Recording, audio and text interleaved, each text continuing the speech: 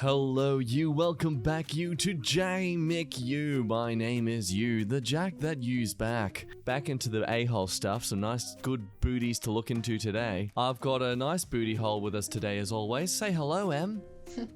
Hello. Yeah. Are you a good booty hole, Em? Oh, I guess. Modesty's the best policy. How do I answer that question? Usually you just don't. I feel like that's the best way to do it. If you think you're a good booty hole, you should leave a like on this video. Am I the a-hole? This guy owes me a lot of money. So I bought a house a few years ago. There's a 50-year-old dude, I'm 27, who I used to watch hockey and have beers with 5 or so years ago because we were neighbors. So when I buy my house, I am looking for a friend or two to rent rooms and help pay the mortgage. Not because I need them to, but because there is room and I want to make early payments. So myself, my significant other, and my other friend decide even though this dude is older, we will let him rent a room. Things start off okay. Bills paid, whatever. The dude is obviously pretty bad with his money, but always pays rent and any debts till he doesn't. He gets around $1,200 in debt with late rent and borrowing $20 here or there. He starts working for me and pays it off out of his paychecks. Then he goes to work for his family and is making more than anyone in the house. Good, right? Well, he has a piece of poop car his family gave him for free a decade ago. Rust holes, engine light, over 400,000 kilometers. Damn. And I have a nicer but also super cheap sport coupe that he wants bad. He offers to pay me $2,000 plus his terrible car for it. I agree on the condition that it stays in my name until it's paid. I proceed to put about $2,000 into his terrible car, turning it into a reliable terrible car. He beats the living hell out of the little sport coupe and racks up $1,000 in speeding tickets on the car. With my plate, so where I live, I am responsible to pay. On top of this, he racks up another $1,200 in late rent and insurance and so on. So at this point, he is over $2,200 in debt. I think your first mistake was trusting this guy. I mean, if you saw it coming with the $1,200 in debt, the moment he gets money, he immediately wants to put it down on a car? Like, come on. There's a word I want to introduce him to. It starts with an I. It's called investing. Here's the kicker now. He decided to frick right off and try ghosting me. Hasn't been at the house in 2 months and ends every call when I try to call him. Thing is, I know where he is and I know where he parks the coupe, worth much less now that when he got it from me, he had a fender bender or two and hasn't done any maintenance. Am I the a-hole if I go repo his car? Yeah, I feel a little bad because I have his old car still and I did a bunch of work to it, so this guy will no longer have any car. But he owes me more than it is worth, and it's still in my name. His old car is in my name and worth a lot more than when I got it. I'm also pretty sure he has a bunch of stuff stored in the car while he's at his son's apartment. Right, okay. Well, let's see what some of the comments say first. Well, if he hasn't paid for the car, then it isn't his. Yeah. It's kind of like a bank. It's still in your name. He hasn't given you any money. Sure, he's given you his old car. It's interesting because, like, you would have the incentive to think, oh, look, I mean, it's kind of an a-hole thing to do to someone who is struggling in their financial life, to just take away the only access they have to some sort of stability. He makes more money than all of them. Yeah, no, wait. Oh, forget what I'm talking about. Needing to survive for stability. This guy's just trying to, like, leech off anyone he can. Absolute a-hole. Steal the car. You deserve to. Well, you can't really steal what's already yours. Yeah, true. Here's an interesting opener. It's nice and vague. It's what I like about it. Would I be the a-hole if I kick my boyfriend out? Probably not, let's be honest.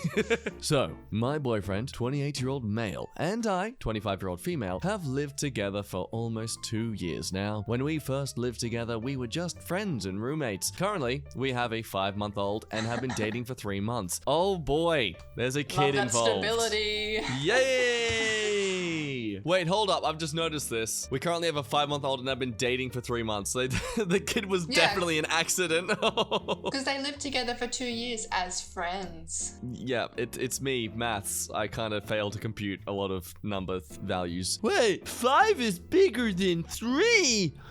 What? He doesn't have his GED, so his earning capacity is very limited. Over the time he's lived here, he has not worked at all. I told him I couldn't handle everything alone back when I was pregnant with it first, so I feel a bit of bitterness about that. I've become a cam girl to be able to afford to survive because I'm at a severe risk regarding COVID and can't work out of the home. And while initially I did it for the money we needed, I have since discovered I actually have fun with it. So I don't think that is something to hold against him. Though I will admit, I can't say I'll keep doing it once I'm back to work. I found a good job that'll start next month. That's actually kind of nice and reassuring to know that they've actually found enjoyment in it and it's not something that's really just destroying them mentally and psychologically. Like a lot of women start it as a side hustle and they actually feel so much enjoyment and empowerment from it and they make so much money. They're like, why would I want to work in an office anymore? Hey, look, you know, if there's a demand for it. I've almost kicked him out at the encouragement of my friends 3 times, but I love him. And if I kicked him out, he'd be homeless and destitute, so I always cave and let him stay. He's been promising for months to get a job, at the very least to keep up with his responsibility as the homemaker. Neither has happened. Well then, why are you writing these down as some valid excuse he has? So he's not even taking care of the child in the home? Maybe he has PT 3 times a week, so he's just a bit tired. Little throwback to some old stories we've already seen. I found him a job in a warehouse where he could make more than double what fast food would offer. Not having a GED limits him severely, so fast food and some warehouse work is all he's qualified for. But he failed the drug screen. Oh my god.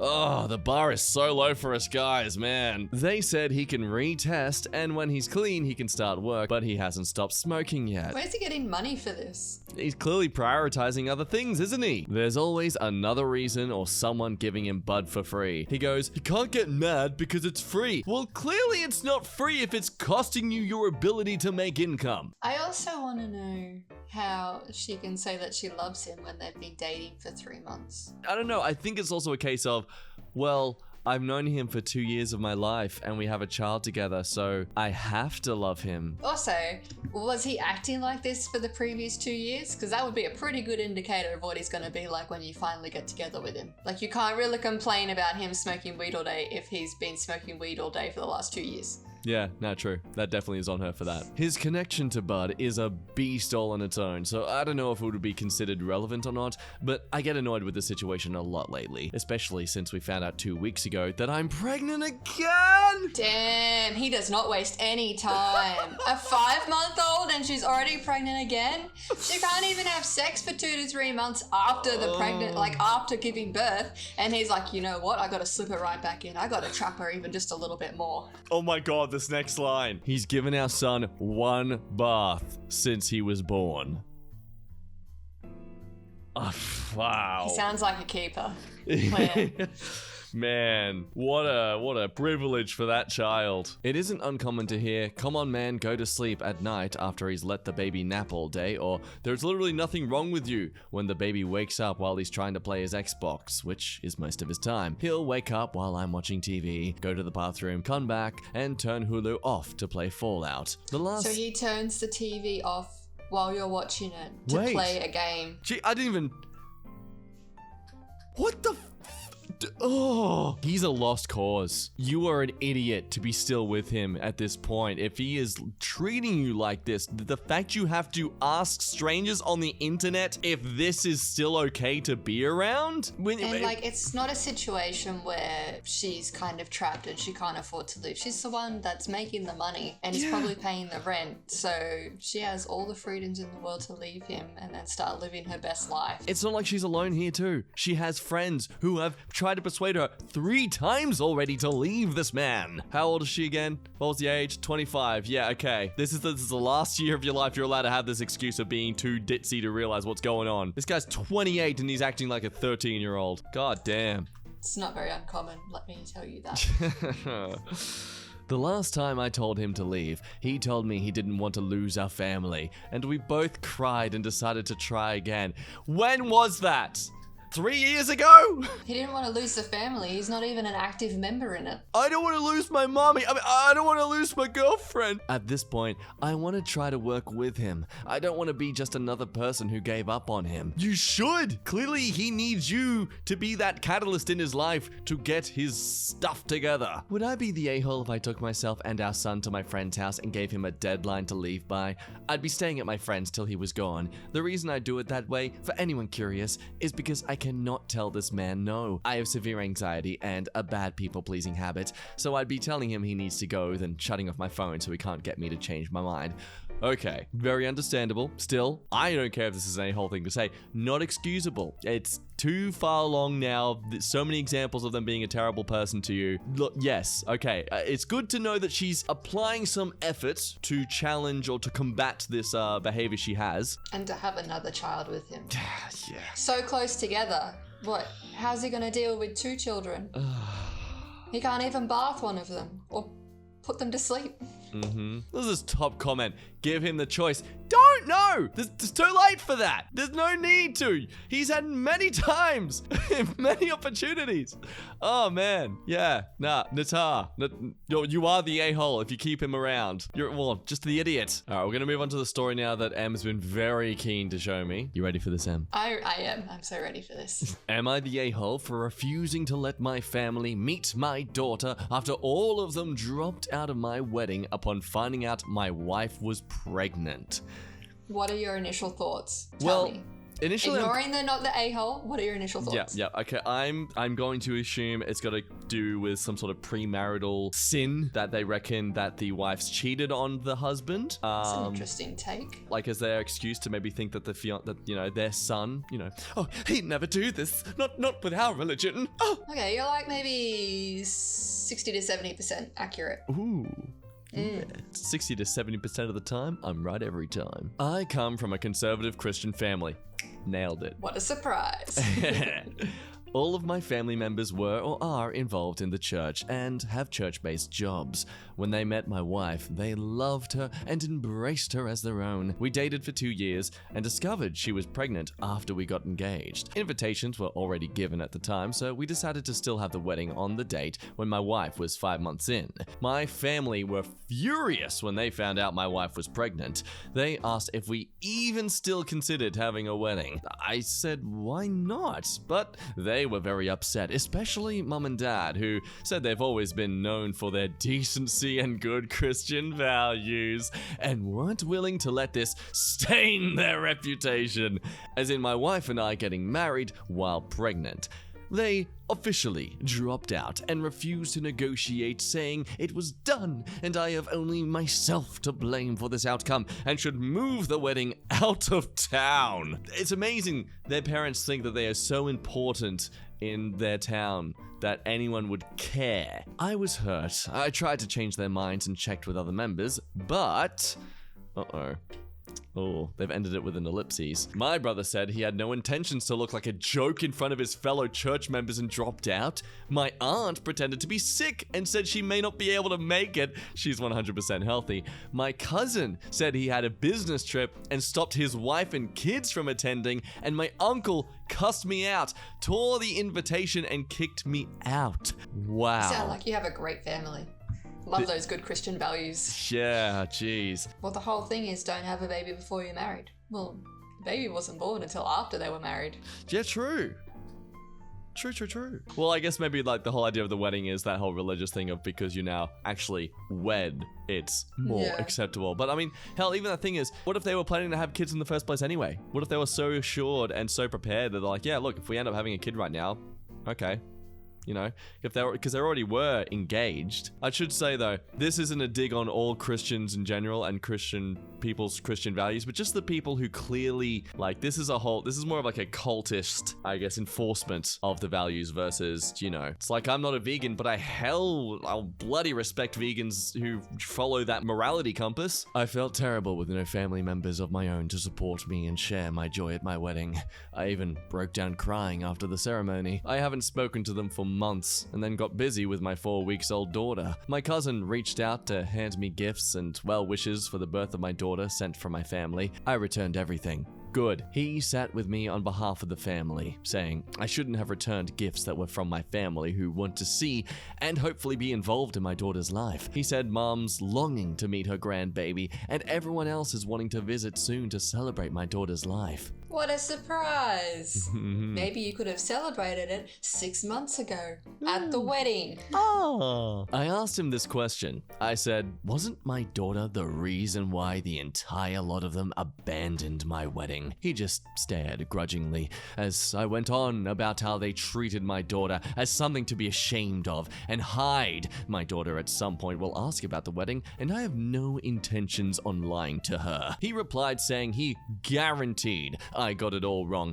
and no matter what goes down between us, I can never deny that my daughter is their granddaughter, niece, etc., and they're her family. He asked that I arrange for them to visit, but I refused. He kept pressing the idea, but I shut him down. My wife says I should let them come, but I still refused. Whoa, honey, why are you trying to forgive this family? You're the one who carried the child. Ooh, I like this top comment. Ooh, spinning the whole Christian values onto them. Nita, let your family know that like a good Christian, you are willing to forgive. But they have sinned against you and God. Jesus' highest teaching after loving God is to love everyone as he loves us, including sinners, non-believers, and enemies. Their actions towards you were not about love, but ego and pride. They were more worried about what others might think than simply loving you and your family. Jesus also taught not to judge others. That is the whole point of let he who has no sin cast the first stone.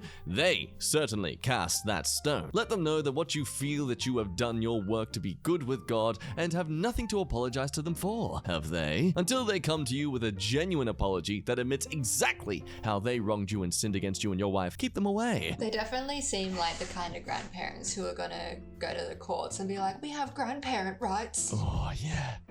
I really want to know where that comes from. There is literally no law that says anything about grandparent rights anyway. I think in America there is. Wait, is there? Yeah. People do it all the time. That's why I brought it up. I thought that was just like a Karen-esque level of BS to try and make someone get their own way in something. It's a real thing. No, it's a real thing. What? The grandparents can take the parents to court and like try to sue for custody or like rights to visit the children. Okay, let's actually do a little thought experiment here though. For what reason do you think the OP here could be an a-hole? I don't know. Like me personally, if family members shunned me like that, I would cut all ties. Like, I don't care. The wife is like, oh, maybe we should forgive them. You know, they do have, our child does have a whole other side of the family. How are we going to keep this up for so long? It does become that thing, yeah, where are you allowed to dictate who your child gets to, you know, be within the family if the only real reason you want to refute them access to the rest of that family is because of how those family members treated you specifically, not the child? Well, they kind of treated the child like crap. Well, I mean, it was more treating the idea like crap. Like there wasn't so much their personal relationship with the daughter, but their religious values towards the fact that they got pregnant before marriage. So I have to wonder does the parents really have the right to not let their child be near all these family members? I guess it becomes that thing though. It just becomes up to the daughter ultimately. Like if the daughter says, I want to see my family, I want to see this side of my family. Yeah, as parents, I think you should let her. You don't have to be happy about it either. No, yeah. You're absolutely allowed to explain why you think they don't deserve to. Divorce parents. You can't be like, your father's like this and he did this to me, so you have to hate him too. Oh, would you look at that? You've made it to the end of these stories. Thank you for watching. As always, you've been an absolute blast here. Any little thoughts or comments you have, of course, leave them down below. Love to read them when I can. Love the support you guys give me as well. And Em as well. I genuinely love that you guys are loving Em's rambles too, because they're a hoot and they just make this so much more fun. So thank you. Unfortunately, Em forgot to record during the outro, so I've had to outsource what she was saying to a voiceover professional. Em, say thank you. Thank you. Yeah. Send help. He beats me up. Hey, no, shh, off. I beat her off, okay? She's got a really big one. I just beat it off. That's what she means. Jeez, Jack. I'm not a bad man. I'm just a sub. What do I say half the time? Okay. Subscribe if you want. Like the video. Bye. God damn. The foundation gets all over my nose. Gets me itchy. Welcome to being a woman. Man, I feel like a woman. Fun fact, that was actually my favorite song as a little kid. I could see that. I don't know, what's you talking about? It checks out.